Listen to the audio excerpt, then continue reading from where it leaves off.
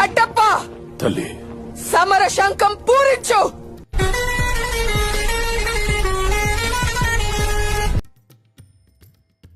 एक आदिवासी अपने परिवार के साथ जंगल में ही रहता था।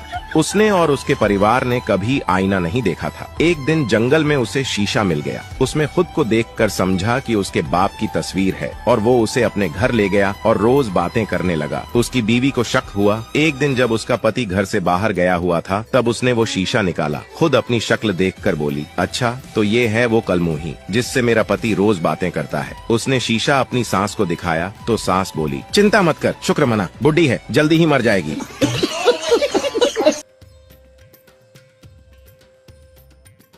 शादी के समय बिलखती दुल्हन को माँ ने समझाते हुए कहा, रो मत बेटी, भगवान ने चाहा तो ले जाने वाला खुद रोएगा।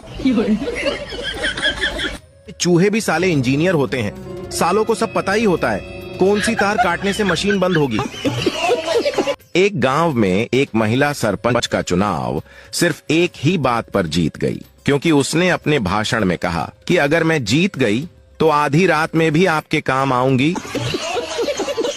मैंने गूगल से पूछा, जिंदगी में एक लड़की की क्या क्या ख्वाहिश होती है।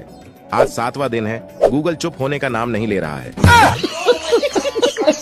नेताजी ने भाषण में कहा, हम शेर के बच्चे हैं। उधर बेचारा शेर शेरनी को समझाते समझाते थक गया कि डार्लिंग वो झूठ बोल रहा है, मेरा विश्वास करो।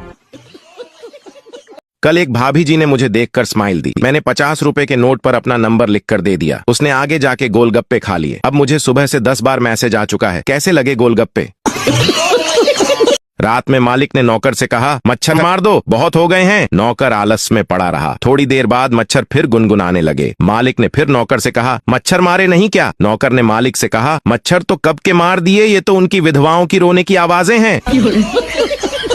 फेरों के समय पंडित ने दूल्हे से कहा, बेटा इस फेरे में दुल्हन आगे चलेगी, तू इसके पीछे चलेगा। दुल्हन आगे चली, लेकिन चलते चलते दूल्हा आगे निकल गया। पंडित जी ने दोबारा से दुल्हन को आगे किया, मगर फिर दूल्हा आगे निकल गया। 3-4 बार ऐसे ही हुआ तो पंडित जी ने गुस्से से दूल्हे के पिता से कहा, ये पागल है या इसका दिमाग खराब है। दूल्हे का पिता बोला, पंडित जी न तो ये पागल है और न ही इसका दिमाग खराब है, दरअसल ये एक ड्राइवर है और इसे ओवरटेक करने की आदत है।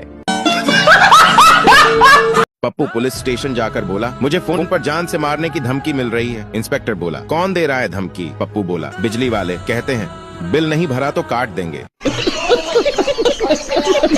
अगर किसी की बीवी घर के काम करने में डीली है तो आप सुबह सुबह उससे थोड़ा झगड़ा कर लो, बड़बड़ तो करेगी पर काम की रेल बना देगी। पिंटू एक बार अपने घर की लाइट सुधार रहा था, तभी उसके ऊपर बिजली का तार गिर गया। पिंटू तड़प तड़प कर मरने ही वाला था कि अचानक उसे याद आया कि बिजली तो सुबह से बंद है। वापस उठकर हंसते हुए बोला, साला याद नहीं आता तो आज मर ही जाता। एक सेठ एक आदमी को जोर जोर से पीट रहे थे। लोगों ने पूछा, क्या हुआ। सेठ बोला, अरे 2 साल से उल्लू बना रहा है ये।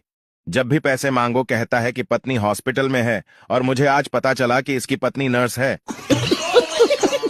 अगर किसी को भी मेरे रील भेजने से शिकायत है या अच्छे नहीं लगते तो आपको पूरा हक है कि अपने मोबाइल को अपने नजदीकी दीवार पे जोर से मारकर तोड़ दें, क्योंकि आपकी खुशी से बढ़कर और कुछ नहीं है मेरे लिए।